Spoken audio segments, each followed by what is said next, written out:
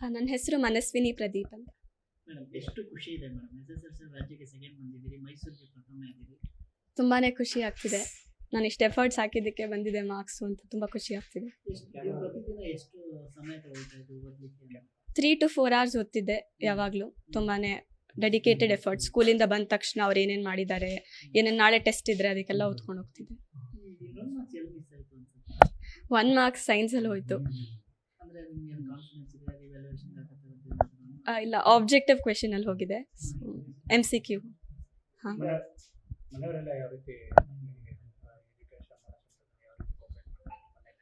ಮನೇಲಿ ತುಂಬಾ ಹೆಲ್ಪ್ ಇತ್ತು. ಅಪ್ಪ ಏನೇ ಕೇಳ್ತಿದ್ರು, ಎಲ್ಲ ಚೆನ್ನಾಗಿ ಓದ್ತಿದ್ಯಾ, ಎಲ್ಲ ಚೆನ್ನಾಗಿದ್ಯಾ, ಏನಾದರೂ ಕಷ್ಟ ಇದೆಯಾ ಓದೋದ್ರಲ್ಲಿ, ಏನಾದರೂ ಹೆಲ್ಪ್ ಬೇಕಾ ನಿಮಗೆ ಅಂತ ಕೇಳ್ತಿದ್ರು.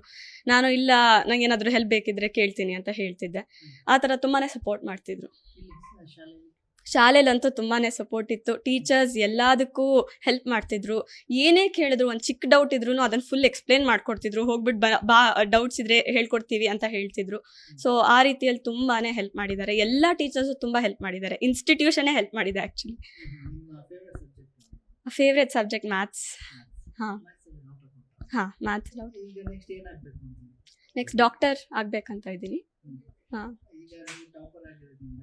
ಮಕ್ಕಳಿಗೆ ಏನು ಹೇಳಕ್ಕೆ ಇಷ್ಟ, ನಿಮ್ಮ ಸಹೋದ್ಯೋಗಿಗಳಿಗೆಲ್ಲ ಅವರು ಸಹಾಯ ಮಾಡ್ತಾರೆ, ಅವ್ರಿಗೆಲ್ಲ ಏನು ಹೇಳಕ್ಕೆ ಇಷ್ಟ? ಅವ್ರಿಗೆಲ್ಲ ಒಂದೇ ಹೇಳ್ತೀನಿ, ನೀವು ಫೋಕಸ್ಡ್ ಆಗಿರಿ. ಫೋಕಸ್ನ ಎಲ್ಲೂ ಕಳ್ಕೊಬೇಡಿ. ಒಂದು ಫೋಕಸ್ ಇಟ್ಕೊಂಡು ಹಿಂಗೆ ಮಾಡಬೇಕು ಅಂತ ಇಟ್ಕೊಂಡು ನೀವು ಓದಿ.